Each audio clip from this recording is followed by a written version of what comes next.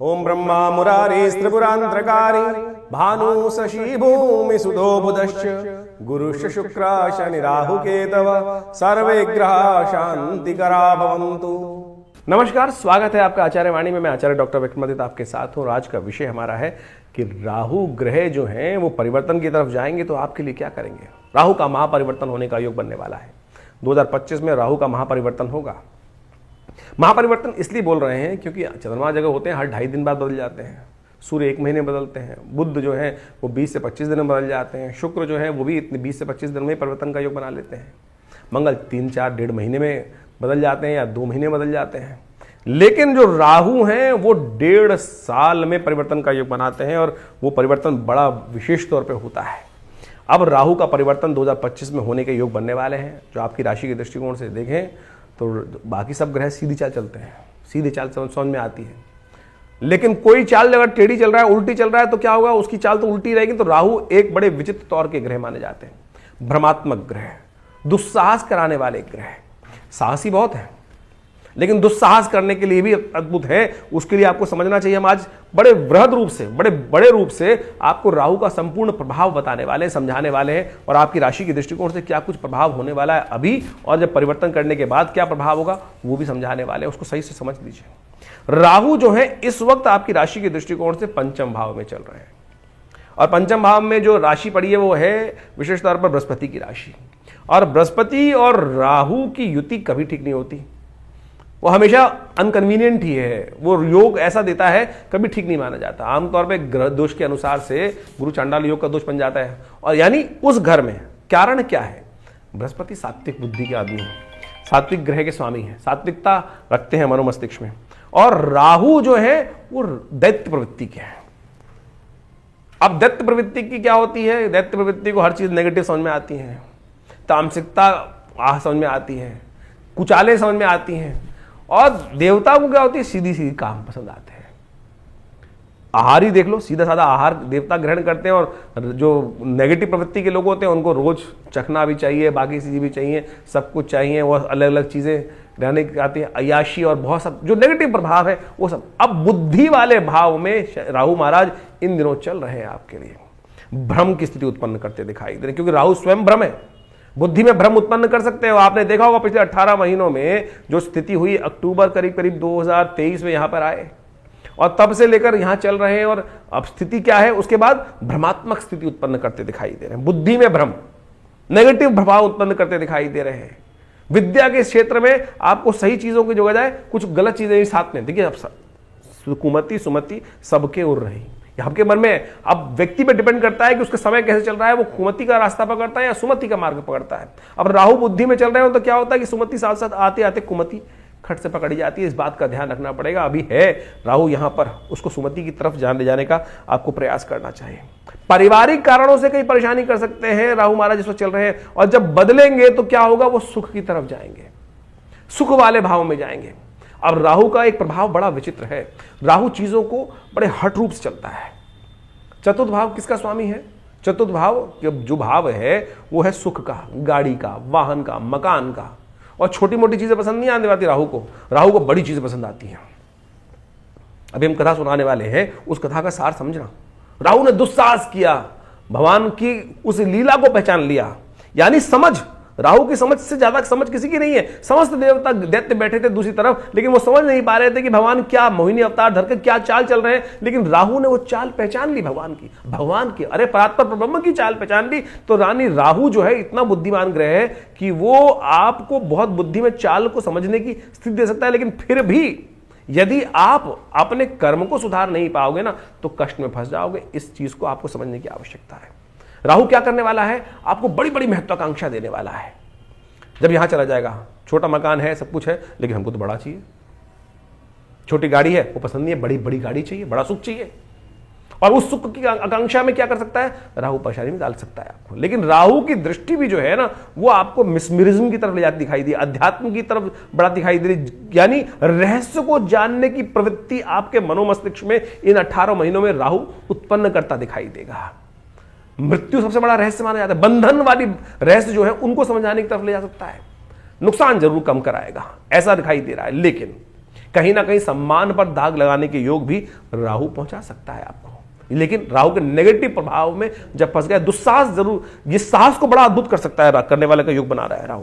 क्योंकि राहु चतुर्थ भाव में जब जाएगा तो खास तौर पे अपने सुख को प्रपादित करने के लिए आप बहुत जी तोड़ मेहनत की तरफ प्राप्त करें। इससे पहले समझें कि राहु का प्रभाव है क्यों ऐसा, वो पुरानी समझा सकते हैं आपको।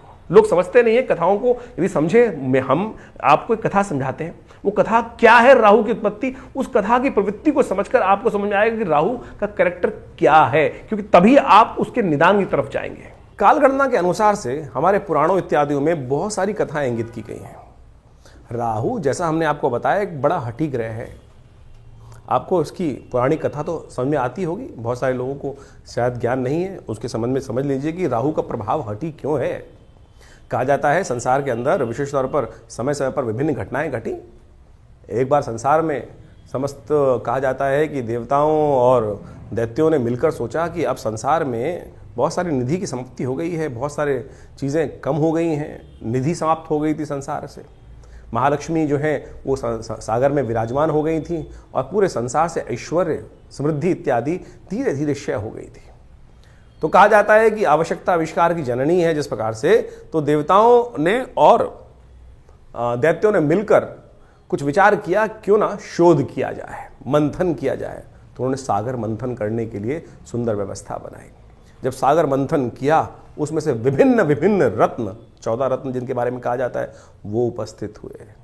महालक्ष्मी उपस्थित हुई, चंद्रमा उपस्थित हुए, ऐरावत हाथी उपस्थित हुआ, उच्च श्रवा घोड़ा उपस्थित हुआ, काल जो जहर था वो उपस्थित हुआ, और साथ साथ अमृत भी उपस्थित हुआ। अमृत यानी वो तत्व जो इस संसार में अमरता को प्रदान करते हैं। हम सब मानव हैं और हम सब की इच्छा क्या होती है, किसी प्रकार भी संसार में मृत्यु लोक में आने के बाद जाए ना, अमृत तत्व किसी ना किसी प्रकार से मिल जाए। देवताओं और दैत्यों में भी यही बहस की मुद्दा बना। अमृत तत्व निकला जब मंथन से, रिसर्च करोगे तो कुछ ना कुछ, जब मंथन करोगे तो कुछ ना कुछ अमृत निकल के ही आएगा, कुछ ना कुछ लाभ प्राप्त होगा ही होगा। जैसे दूध को मथा जाए तो उसमें से मक्खन निकलेगा ही। हर एक की इच्छा होती है मक्खन को किसी प्रकार से उपयोग किया जाए, लेकिन जो ग्वाला होता है उसको निकाल कर बेच देता है, पैसा कमा लेता है उससे। उसी प्रकार से जब अमृत निकल कर आया तो अब देवताओं ने और दैत्यों में छीना झपटी शुरू हुई, और उस अमृत को प्राप्त करने के लिए कहा जाता है कि भगवान ने जब छुपा के बहुत दिन रखा गया, उसके बाद भी वो समाप्त नहीं हुआ द्वेष आपस में, तो भगवान नारायण उपस्थित होते हैं बीच में, और भगवान नारायण ने उपस्थित होकर सबको समझाया, देखो मैं बांटता हूँ, सबको इसको बांटने का प्रयास, सुंदर रूप से व्यवस्था बनाई, और मोहिनी रूप भगवान ने धरा और कहा। भगवान अब सोचे कि बहुत सारे लोग भ्रांति उत्पन्न कर सकते हैं कि मोहिनी रूप धर के तो एक तरह से छल किया गया है। देखिए एक बात समझ लें, जिस बात को प्रतिपादित करना चाहिए छल नहीं था, सत्य था। इसलिए था कि दैत्यों को अगर आप दे देते, गलत व्यक्ति के हाथ में यदि पावर दे दोगे, इस वक्त विश्व की सबसे बड़ी जो मिसाइलें हैं किसी गलत व्यक्ति के हाथ में आ जाएं तो वो क्या करेगा, विश्व को डरा धमका कर सब कुछ अपना वर्चस्व स्थापित कर लेगा। तो भगवान नारायण ने जो सुंदर व्यवस्था बनाई कि अमृत तत्व का उपयोग दैत्य किस प्रकार से करेंगे, देवता किस प्रकार से करेंगे, वो पहले से ही अच्छे से समझते थे।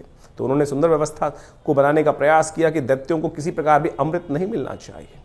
उन्होंने देवताओं को और दैत्यों को अलग अलग पंक्ति में बिठाया, और कहा जाता है कि जैसे ही वो अमृत तत्व उनको पिलाते थे, और देवताओं को अमृत पिलाते चले जा रहे थे, और जब अपनी माया से वशीभूत करके दैत्यों को सुरा यानी कुछ साधारण जल जो था वो पिलाते चले जा रहे थे। सबको लग रहा था कि अमृत तत्व प्राप्त हो रहा है, लेकिन भगवान का जो स्वरूप था मोहिनी अवतार में सारे संसार को मोहित कर कर इस प्रकार की व्यवस्था बना ली थी।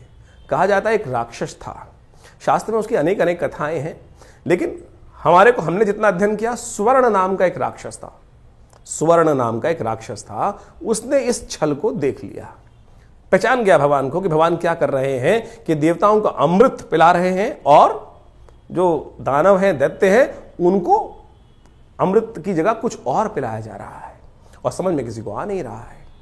तो वो चुपचाप उस पंक्ति से, दैत्यों वाली पंक्ति से निकल कर, कहा जाता है कि देवताओं की पंक्ति में स्वर्ण नाम का राक्षस जो था, दैत्य था, और कहा जाता है वो उत्पन्न ऋषि कश्यप से हुआ था, और सिंहिका नाम की उसकी माता थी, और वो वहां कश्यप गोत्र है उसका, जो राहु है उसका कश्यप गोत्र माना जाता है।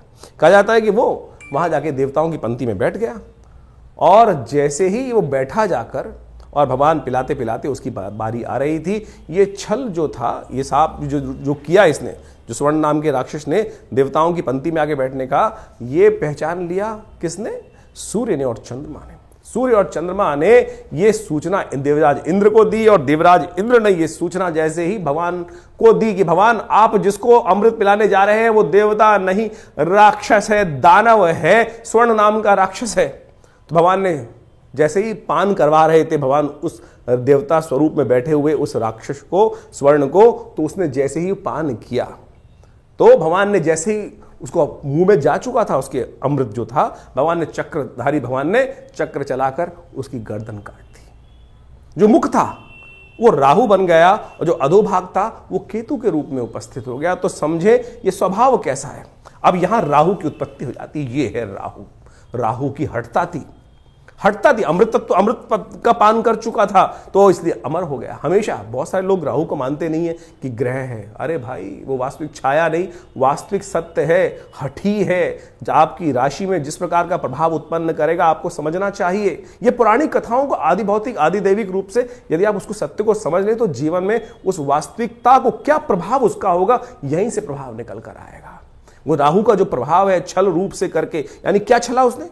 अपने उस मंतव्य को पूर्ण करने के लिए उस राक्षस योनि से हटकर देवताओं की पंक्ति में जाकर बैठ गया और भगवान तक को, सोचें कितनी बड़ी सुंदर ये कथा क्या समझा रही है कि भगवान तक को, यहां भगवान ने नहीं छला, यहां भगवान तक को छलने के लिए राहु उपस्थित हो गया। तो राहु इस प्रकार का ग्रह है कि जो आपको किसी भी धर्मात्मा व्यक्ति को छल सकता है अपनी हठता को पूर्ण करने के लिए। तो इस भाव को समझें कि राहु क्या प्रभाव आपके जीवन में उत्पन्न कर रहा है। ये हमने जो राहु का ग्रह का प्रभाव आपको बताया ना कि आपकी राशि के अनुसार से आपकी जन्मपत्री में किस भाव में कहां बैठकर किस प्रकार का प्रभाव उत्पन्न करेगा, क्या कराएगा आपके लिए। तो सत्य रूप में इस कथा को हमने इसलिए उपस्थित किया है कि वो आप समझ सकें राहु का प्रभाव नेगेटिव भी होता है, पॉजिटिव भी होता है। हर व्यक्ति के अनुसार से ऐसा नहीं है कि नेगेटिव ही होगा। तो आपकी राशि के अनुसार से जो प्रभाव हमने समझाया है उसके लिए आपको सही रूप से कुछ उपायों की आवश्यकता है। तो वृश्चिक राशि वालों, अभी आपने ये राहु की जो पौराणिक कथा है उसको समझने का प्रयास किया, हमने समझाने का प्रयास किया।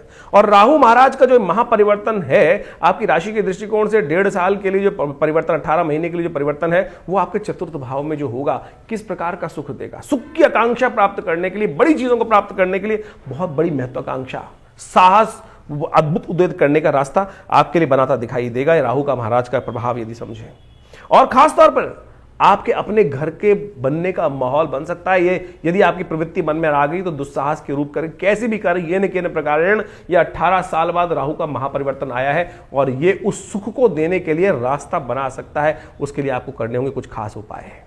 यहां उपाय बहुत जरूरी है। राहु के नेगेटिव प्रभाव से हटाकर सुख के पॉजिटिव उपाय को करने के लिए कुछ खास उपाय यदि आप कर लें तो बहुत सुंदर रूप से आपके लाभ मिल सकते हैं। सबसे पहले तो माता की सेवा, सबसे पहले माता की सेवा, मां दुर्गा की उपासना, मां अपनी स्वयं की मां की जितनी सेवा कर सकते हो वो करने का प्रयास करना। जितने आपके संबंध माता के साथ खराब हुए, जितना मां का आशीर्वाद से आप दूर हुए, कि आप उतने दुर्भाग्यशाली बन जाओगे।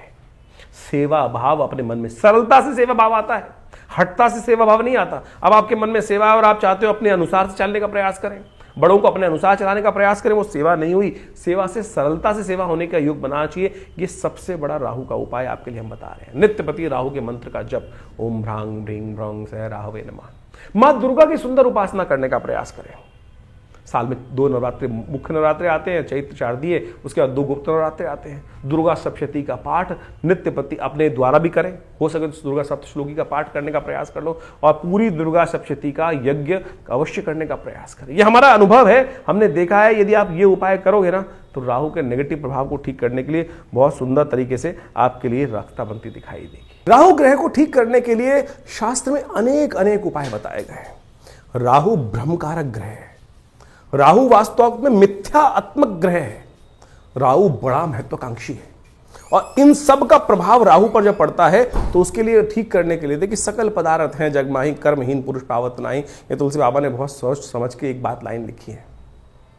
और उन सब उपायों को किस प्रकार से ठीक रूप से किया जाए। अब आपकी राशि के अनुसार से आपने राहु का पूरा प्रभाव समझा, कुछ विशेष उपाय भी किए, लेकिन कुछ जनरल उपाय भी हैं शास्त्र के अनुसार से। कुछ जनरल उपाय इतने बढ़िया रूप से हैं कि यदि राहु ग्रह के दुष्प्रभाव को ठीक करने के लिए, अब क्या है कि जैसे दवाइयां होती है वो एक ही दवाई तो है नहीं कि एक ही दवाई को खाएंगे ठीक कर लेंगे। अब हर भ्रांति के व्यक्ति को ठीक करने के लिए 5 उंगलियां बराबर नहीं है, अरबों लोग हैं और अरबों लोगों के हिसाब से अनेक उपाय। किसकी भ्रांति? किसी की दीक्षा, किसी का मंत्र में इच्छा ना हो तो वो राहु का उपाय कैसे करेगा? किसी की किसी और चीज में इच्छा ना हो तो वो कैसे राहु का उपाय ठीक करेगा? तो हम अनेक उपाय आपके समक्ष उपस्थित कर रहे हैं। देखिए, वैसे तो सबसे श्रेष्ठ जो है वो जो उपाय है राहु के, वो तो मंत्र, दान और साथ में औषधि विज्ञान के अनुसार से जो उपाय बनते हैं वही बनाने चाहिए। 3 तरह के उपाय शास्त्र में सुंदर रूप से प्रमाणित जो बताए गए हैं, 3 कैटेगरी के उपाय, वो है सबसे पहला मंत्र, फिर दान और उसके बाद औषधि। प्रकृति से जो औषधि उत्पन्न होती हैं वो सब राहु के नेगेटिव प्रभाव को ठीक करने के लिए बहुत अद्भुत कार्य करती हैं। उन सबको सही समय पर सही रूप से कर लिया जाए तो बहुत अच्छे से लाभ मिलता है। सबसे पहले तो यह समझने का प्रयास करना चाहिए कि राहु हमारी कुंडली में नेगेटिव प्रभाव कर रहा है या हमारी कुंडली में पॉजिटिव प्रभाव कर रहा है। एक बात सीधी तरह से हम आपको सिद्धांतिक तौर पर समझा देते हैं। राहु का संबंध बिल्लियों के साथ होता है। देखिए, यदि आपकी कुंडली में राहु नेगेटिव चल रहा है तो देखिएगा आपके घर के आसपास या तो बिल्लियां रो रही होंगी, बिल्लियां लड़ रही होंगी, रात्रि में बिल्ली के रोने की आवाज़ आती है, बिल्ली के लड़ने की आवाज़ आती है, तो समझ लेना चाहिए आपका राहु का प्रभाव कहीं ना कहीं नेगेटिव चल रहा है। कहीं ना कहीं राहु का प्रभाव आपकी कुंडली में नेगेटिव है। और यदि आप अध्यात्म से विमुख हो रहे हैं, राहु का प्रभाव एक सबसे बड़ा है, राहु ग्रहण कारक ग्रह है। राहु सूर्य को भी ग्रसित कर लेता है, जैसे हमने आपको समझाया। नैसर्गिक दृष्टिकोण से सबसे ताकतवर ग्रह माना जाता है राहु ग्रह। कोई उसके आगे चलता नहीं है किसी का बस। यानी सबसे ज्यादा प्रभाव क्या होता है? सूर्य का ग्रह का प्रभाव होता है। सूर्य किसी हर ग्रह को अस्त कर सकते हैं, लेकिन राहु जिसको छायात्मक ग्रह रूप में माना जाता है, कई लोग तो मानते भी नहीं है। बहुत सारे लोग ये भ्रांति उत्पन्न करते हैं राहु ग्रह थोड़ी है, छाया है वो तो। अरे भैया, राहु का प्रभाव नैसर्गिक दृष्टिकोण से यदि आप पढ़ोगे, ज्योतिष की गणनाएं सीखोगे, तो सबसे ज्यादा नैसर्गिक दृष्टिकोण से बलशाली ग्रह जो है वो राहु ही माना जाता है। और कहा जाता है, जिस प्रकार समझे कि राहु सूर्य को भी ग्रसित कर लेता है। अभी हमने आपके समक्ष जो कथा उपस्थित करी, सूर्य राहु, जो राहु है वो सूर्य और चंद्र, क्योंकि उनकी आपस में परम शत्रुता है। राहु के 3 शत्रु माने जाते हैं वैसे तो। जी हाँ, राहु के 3 शत्रु माने जाते हैं, सूर्य, चंद्र और केतु भी, क्योंकि बिल्कुल उल्टा प्रभाव है। राहु के बिल्कुल स्वभाव से उल्टा प्रभाव है केतु की। हम कभी गणना करेंगे, बताएंगे आपको। लेकिन इस वक्त समझे कि जब राहु जो है सूर्य को ग्रसित कर लेता है, ग्रहण लगा देता है। जो सूर्य सबको अस्त करता है उसको अस्त कर देता है, फिर चंद्र ग्रहण लगा देता है, तो सबसे ज्यादा बलशाली ग्रह माना जाता है। तो इसका प्रभाव बिल्कुल अवश्य होता है हर व्यक्ति के ऊपर। तो इसके प्रभाव को ऐसा हल्का नहीं समझना चाहिए। तो इस प्रकार से बहुत सारे उपाय शास्त्र में वर्णित हैं, उनको हम आपके समक्ष रखने का प्रयास करते हैं। उनमें से अनेक उपाय शास्त्र के अनुसार से कर सकते हैं। अब यह बात समझे कि जो किस प्रकार से कब किया जाए उपाय। देखिए, हर ग्रह का समय है, हर ग्रह की एक दिन माना जाता है। जैसे सूर्य का सूर्यवार संडे है, सूर्य रविवार उसको बोला जाता है, चंद्रमा का सोमवार है, मंगल का मंगलवार है। इसी प्रकार से अब राहु और केतु का कोई ग्रह तो है नहीं, कोई समय तो है, कोई दिन तो है नहीं। लेकिन राहु का जो समय है वो है प्रदोष काल, सायंकाल। जो प्रदोष काल है, सूर्य अस्त जब हो जाते हैं, अंधेरा नहीं होता है, जो वो करीब 2 घड़ी का आसपास का समय, 45 मिनट के आसपास का समय, वो राहु का वास्तविक समय माना जाता है, जिसको पक्की शाम बोला जाता है। तो ऐसा समय जो है वही प्रदोष काल है। इसलिए संबंध किससे निकला?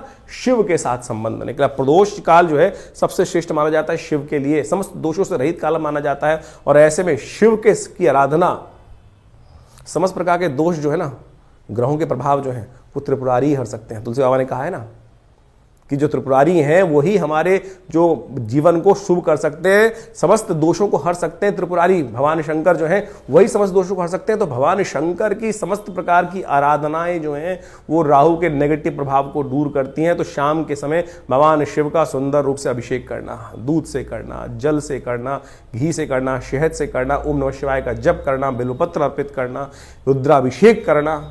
उपयुक्त ब्राह्मणों के द्वारा जब राहु का नेगेटिव प्रभाव चल रहा हो तो क्या कर लें? सबसे पहले रुद्राभिषेक कर लें भगवान का। यह बड़े सुंदर रूप से कार्य कर सकता है। और साथ साथ क्या करें? ओम भ्रांग भ्रींग भ्रौंग, जैसा हमने आपको बताया अभी कुछ देर पहले, ओम भ्रांग भ्रींग भ्रौंग से राहवे नमः, ये राहु का बहुत अच्छा मंत्र है, इसका जप कर लिया कीजिए। एक और राहु का उपाय प्रभाव बताए, राहु का मंत्र जप जो करें रुद्राक्ष की माला से कर सकते हैं, वो कोई दिक्कत नहीं है, लेकिन बड़े शुद्ध रूप से करें। बड़ा सीधा साधा मंत्र है, ओम भ्रांग भ्रींग भ्रौंग से राहवे नमः। एक काम और कर सकते हैं, जो पूजा वाले नारियल होते हैं ना, जब राहु का नेगेटिव प्रभाव किसी प्रकार भी ठीक ना हो रहा हो तो एक काले कपड़े में शनिवार के दिन रात्रि के समय शाम को जब सोए तो अपने सिराने 4 पूजा वाले नारियल काले कपड़े में लपेट के रख लें और सुबह किसी चलते पानी में उसको प्रवाहित कर दिया करें। यह राहु का बहुत अच्छा नेगेटिव प्रभाव को दूर करने के लिए अद्भुत उपाय है। और साथ साथ एक उपाय और हम बताने का प्रयास करें। मां दुर्गा की सुंदर आराधना भी राहु के नेगेटिव प्रभाव को ठीक करती है। एक बात और समझ लें, किसी प्रकार का तामसिक आहार, किसी प्रकार का गलत भावों में जाना, ये राहु के नेगेटिव प्रभाव को और बढ़ा देगा। राहु किसका प्रतीक है? अभी हमने आपको कथा समझाई, राहु जिद का प्रतीक है। अभी आपके मनोभाव में यदि जिद आ रही है तो यानी वो समझ लीजिए राहु नेगेटिव प्रभाव उत्पन्न कर रहा है। इतना हटी कि जाकर भगवान के उस छल को पहचानने के बाद उस भी अपनी हटता पे अड़ा रहा। देखिए सामने किससे लड़ने जा रहा था, एक साधारण राक्षस भगवान नारायण से लड़ने के लिए उपस्थित हो गया और उनके विमुख जाकर यानी अपनी हटता, अपने मंतव्य को पूर्ण करने के लिए इतना हटी राहु ग्रह है कि जाकर वहां बैठ जाता है। उसको पता था मेरा क्षय होना निश्चित है, लेकिन फिर भी दाव खेल जाता है। तो ऐसा हटी राहु ग्रह, उसको ठीक करने के लिए गोमेद रत्न बड़ा अच्छा है। 8 रत्ती का गोमेद आप धारण कर सकते हैं, लेकिन शुद्ध रूप से मिल जाए तो। आज की तारीख में तो रत्नों का ऐसा हिसाब किताब हो गया है कि वो लैब में बनाकर लोग बेच देते हैं, फिर वो कल्चर्ड है तो क्या उत्पन्न करेंगे। इसके साथ साथ आप राहु का जो प्रभाव है वो भी उसको ठीक करने के लिए कार्य कर सकते हैं। आप एक काम कर सकते हैं, कोयला लेकर यदि शाम के समय चलते पानी में उसको प्रवाहित कर दीजिए। कभी कभी ये उपाय कर लिया कीजिए। मूली का दान करना भी राहु के लिए बड़ा अच्छा उपाय माना जाता है। एक उपाय और बताया आपको हम, बड़ा सुंदर उपाय है। देखिए राहु जो प्रभाव है ना, वो भ्रम का प्रभाव है। भ्रम छाया कारक ग्रह है। राहु के उपाय को, राहु के नेगेटिव प्रभाव को ठीक करने के लिए काम कर सकते हैं आप नित्य प्रति। देखिए हमने जैसे कहा कि औषधि जो विज्ञान है वो बड़ा सुंदर है। अपने घर में गूगल की धूम्र उपस्थित किया करें। शाम के समय अवश्य काम करें कि एक कोयले का जो या लकड़ी का बना लीजिए कोयला, उसके अंदर हवन इत्यादि की सामग्री डालकर उस जो लकड़ी का कंडा है उसको रख लीजिए। या गोबर का जो विशेष तौर पर जो उपला बनाया जाता है उसमें आग लगाने के बाद उसके ऊपर थोड़ी सी गूगल अष्टगंध के अंदर आती है गूगल, एक पेड़ का गोंद होता है गूगल के पेड़ का, उसको डाल दिया जाए। यह बड़ा सुंदर प्रभाव है। राहु के नेगेटिव प्रभाव को धूम्र उपस्थित कर आप राहु के नेगेटिव प्रभाव को ठीक कर सकते हैं। राहु के विभिन्न कोण हैं। जो नैऋत्य कोण माना जाता है वो राहु का कोण माना जाता है। उस कोण को, घर को साफ रखने का प्रयास करें। गंदगी ना रखें उस कोण को। उस राहु जब नेगेटिव हो रहा होता है, समझ लीजिए उस कोण में घर में नेगेटिव आनी शुरू हो जाती है। उस कोण में कम से कम जूते ना रखें। नैऋत्य कोण में जूते ना रखने का प्रयास करें, गंदा ना रखने का प्रयास करें। और तो और समझे, राहु का नेगेटिव प्रभाव जब हो रहा हो, घर के दरवाजे जो है वो क्या होता है, आवाज करने लगते हैं। ची ची की आवाज आने लगती है, चिटकनी खराब होने लगती है। तो उनको ठीक रखने का प्रयास करना, ये सब वास्तविक दृष्टिकोण से भी बड़ा सुंदर उपाय है। इनको रखने का प्रयास ठीक करेंगे तो बहुत सुंदर रूप से लाभ प्राप्त होगा। जो आपके घर में राहु क्या है, एक नेगेटिव ग्रह है और धूम्रात्मक ग्रह है। कोशिश ये करें आपके घर में गंदगी नहीं होनी चाहिए। जैसे आपके नहाने की जगह, स्नान करने की जगह है, वहां बहुत सारी, कई बार क्या होता है, काई लगी है, कुछ लगी है, घर में बहुत सारी सीलन आई हुई है, तो समझ लीजिए राहु का नेगेटिव प्रभाव आपके जीवन में चल रहा है। उसको तुरंत ठीक करने का प्रयास करें। फटी हुई चप्पल पहन रखी है, ये राहु का नेगेटिव प्रभाव है। और अब क्या होता है कि व्यक्ति चलाए चले जाते, दरिद्रता को पाल के रखते हैं। तो ऐसे में उनको ठीक करने का आपको प्रयास कर लेना चाहिए। यदि इन सब चीजों को हमने जो उपाय बताए उनको आप कर लें। राहु का यंत्र अपने आप में बहुत जबरदस्त चीज है। राहु के मंत्र से करीब 18,000 मंत्र को जप करके ओम भ्रांग भ्रीं भ्रौंग से राहवे नमः, इस मंत्र से सिद्ध करा हुआ राहु का यंत्र आप स्थापित कर सकते हैं। ये 1.5 साल तक बिल्कुल रूप घर में रखें। उसका नेगेटिव प्रभाव यदि सही रूप से जप हुआ है। बहुत सारे लोग तो जप ही नहीं करते हैं, केवल लिया और आज की तारीख में बाजार में जितने मिल रहे हैं राहु के यंत्र के रूप में उपस्थित किया गया, वो केवल आकृति नहीं है। उसको जो जैसे आप मान के चले मूर्ति प्रतिष्ठा की जाती है मंदिर के अंदर, तो मूर्ति को प्रतिष्ठा करने के लिए एक पूरा विज्ञान है। उसके अनुसार से पूजा पाठ कर 10-12 दिन तक उसकी व्यवस्था की जाती है, तब वो प्रतिष्ठित होती है। उसी प्रकार से यंत्र भी प्रतिष्ठा करने की सुंदर व्यवस्था बनाई गई है शास्त्रों के अनुसार से, तब तो वो जागृत हुआ। नहीं तो केवल वो आकृति है, नहीं तो केवल वो कागज का टुकड़ा है या जिस पे भी बना हुआ है उसका टुकड़ा है। यदि सिद्ध राहु के यंत्र को स्थापित कर आप चांदी के पत्रे पर लगा रहे अपने घर के द्वार पर लगवा दें, तो राहु के नेगेटिव प्रभाव को ठीक करने के लिए बहुत सुंदर रूप से कष्ट का निवारण करने का योग बन जाता है। तो ये छोटे छोटे उपाय हम आपको बताने का प्रयास कर रहे हैं। एक काम और कर सकते हैं आप, तांबे के लोटे में जल रखकर रात्रि में रखिए और सुबह सुबह उसको किसी कटीले वृक्ष में डाल दिया करें। यह राहु के नेगेटिव प्रभाव को दूर करने के लिए सबसे अच्छा उपाय माना जाता है। वट वृक्ष का संबंध राहु के साथ भी माना जाता है।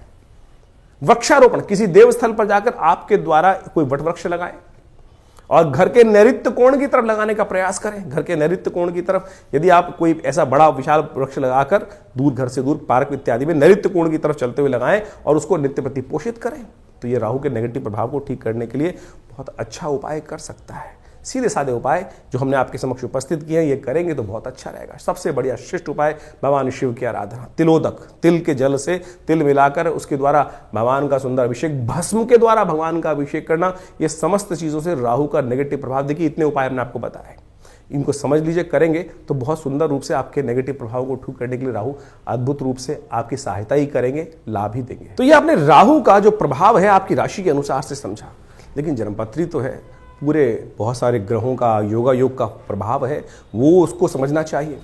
लेकिन एक स्पेसिफिकली ग्रह भी परिवर्तन कर कर जीवन में वारे न्यारे कर सकता है, इस बात को हमको समझना चाहिए। जन्मपत्री जो है बहुत ही वृहद वर्णन है ज्योतिष का, और उनमें अनेक योग आपकी जन्मपत्री में बने होते हैं, और जिनको विभिन्न शास्त्रों में, पाराशर, जयमिन इत्यादि विभिन्न ऋषियों ने, विभिन्न संतों ने समय समय पर ज्योतिष के जो प्रकांड पंडित थे उन्होंने उपस्थित किया है। और उन सब ग्रहों की स्थिति को समझकर, यदि उन ग्रहों की स्थिति को समझें और उनका प्रभाव समझें और उसका प्रभाव हमारे पर किस प्रकार का होने वाला है, हम जिस वक्त जन्म लिए हैं, हमारे जन्मपत्री में जो ग्रहों का प्रभाव है वो किस प्रकार का है, यदि उसको सही समय पर समझ लिया जाए तो आने वाले समय को सही से समझकर जीवन के बहुत सारे कष्टों को दूर कर सकते हैं। कई बार क्या होता है कि जब भाग्य में बहुत कुछ कष्ट लिखा होता है तो हम सही जगह पहुंच नहीं पाते हैं।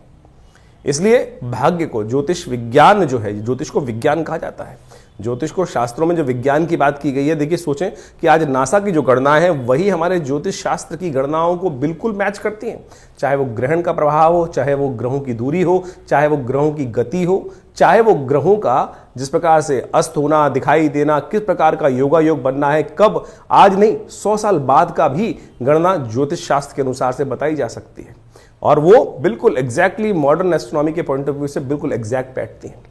तो आप इस बात को सत्य रूप में समझ लें कि ज्योतिष के प्रकांड पंडित जिन्होंने इस संपूर्ण ज्योतिष विज्ञान की संरचना अनादिकाल से करी, अनादिकाल से, कोई इसको गणना की जाए कि 100 साल, 500 साल पहले, 1000 साल पहले या 2000 साल पहले, नहीं, अनादिकाल से। भारत के अंदर वेद विज्ञान के अनुसार से जो सृष्टि संवत लिखा गया है वो करोड़ों में है, और उसके अनुसार समझ सकते हैं कि हमारी काल गणना बिल्कुल एग्जैक्ट कहां से रही, हम विकसित थे, विकसितता की तरफ चलते चले जा रहे हैं। और ज्योतिष की महत्ता इसी बात से प्रपूरित हो जाती है कि ज्योतिष की जो गणनाएं हैं वो बिल्कुल आज मॉडर्न साइंस के अनुसार से एग्जैक्ट बैठती हैं।